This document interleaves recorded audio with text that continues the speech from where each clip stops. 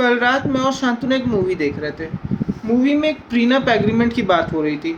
शांतनु देख के खुश हो गया कि भाई प्रीनप एग्रीमेंट एक एग्रीमेंट जिसको हम लोग शादी से पहले अगर साइन कर दें तो हमें अपनी वाइफ को ना कोई अपनी प्रॉपर्टी में शेयर देना पड़ेगा, ना कोई एलिमनी देनी पड़ेगी, ना कुछ देना पड़ेगा, कोई लाइबिलिटी नहीं होगी डिवोर्स के बाद, अगर डिवोर्स होता है तो वो तो खुश हो गया। और फिर मुझसे पूछा क्या ये इंडिया में वैलिड है।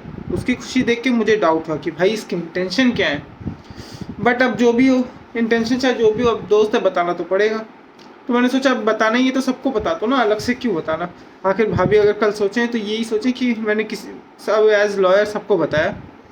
तो बेसिकली प्रीनप एग्रीमेंट एक एग्रीमेंट होता है जिसमें आप अपनी शादी से पहले साइन करके एक डिक्लेयर करते हो पॉइंट कि शादी के बाद अगर शादी ख़त्म होती है यानी डिवोर्स होता है, किसी भी रीज़न से शादी डिज़ोल्व होती है, तो उस सिनेरियो में वाइफ को कोई भी एलिमनी नहीं मिलेगी। अगर कोई एलिमनी मिलेगी तो वो चीज़ उस प्रीनप एग्रीमेंट में मेंशन होगी।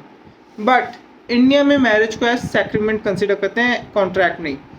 तो जब सैक्रिमेंट की तरह कंसिडर करते हैं तो यहाँ पे इसमें हस्बैंड और वाइफ का जो रिलेशन होता है वो अगले 7 लाइफ्स के लिए होता है, 7 जन्मों के लिए होता है।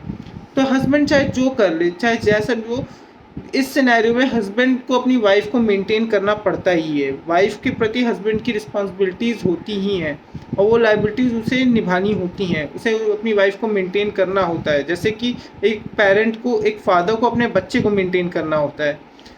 तो इस सिनेरियो में हस्बैंड किसी भी हाल में अपने आप को इन लाइबिलिटीज़ से नहीं बचा सकता। बट इंडिया में एक स्टेट है जहाँ पे प्रीनप एग्रीमेंट चलता है।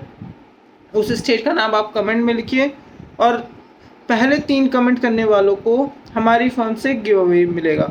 आप लोगों को कुछ ना कुछ मिलेगा जो इंटरेस्टिंग होगा। सो कमेंट करिए, लाइक एंड सब्सक्राइब। मैं शांतनु को ये वीडियो शेयर कर देता हूँ और ताकि उसका भी इंटेंशन जो भी है वो हो जाए।